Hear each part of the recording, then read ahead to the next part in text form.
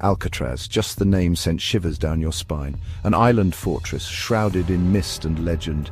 Surrounded by icy, turbulent waters, it was notoriously inescapable, the ultimate symbol of American justice, or perhaps its cruelty. This was no ordinary prison.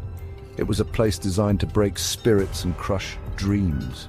This is where they sent the worst of the worst, the most cunning and ruthless criminals. Men who thought they could outsmart anyone or anything. But Alcatraz always won, or so they thought. Frank Morris, the brains of the operation, had a rap sheet longer than Alcatraz itself. He wasn't just smart, he was cunning, a master manipulator with an IQ said to be off the charts.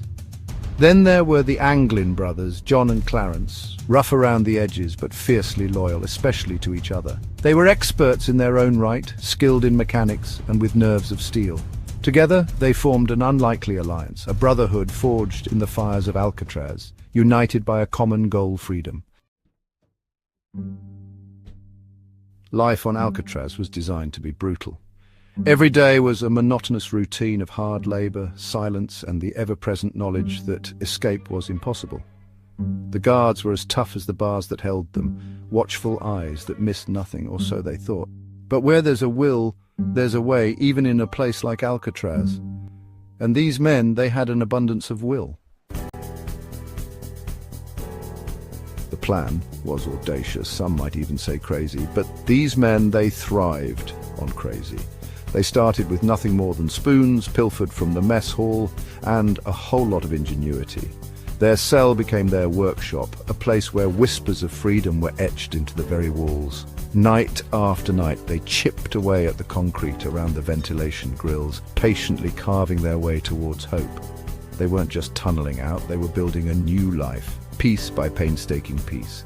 They fashioned makeshift life jackets from raincoats, a raft from stolen raincoats, and even created dummy heads to fool the guards. Their resourcefulness was remarkable, turning trash into tools, desperation into determination. The 11th of June, 1962, a night like any other on Alcatraz. The wind howled outside, the waves crashed against the island's rocky shore. But within the walls of the prison, something extraordinary was happening. Under the cover of darkness, 3 men made their move. They slipped through the holes they had painstakingly carved, leaving behind nothing but the eerie silence of empty beds and those dummy heads staring blankly into the night. They navigated the labyrinthine corridors, their hearts pounding in unison with the storm raging outside. They climbed through a ventilation shaft, scaled a fence, and then, with freedom just a stone's throw away, they vanished into the night. They had done it. They had escaped from Alcatraz. The next morning, the guards discovered the unthinkable.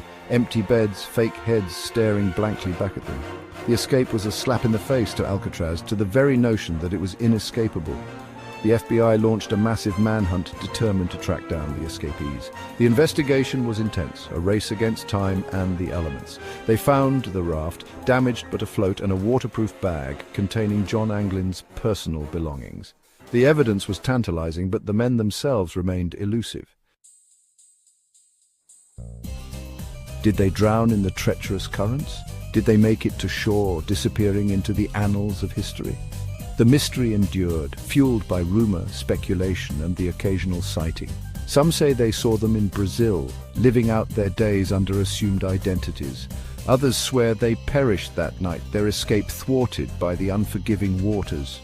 In 2013, a letter purportedly from John Anglin surfaced, claiming they had survived and were living quietly in different parts of America. The FBI, though, remained unconvinced. To this day, their disappearance remains one of the greatest unsolved mysteries of our time.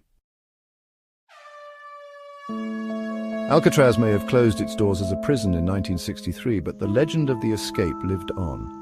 It was a testament to the human spirit's ability to endure, to hope, and to strive for freedom against all odds.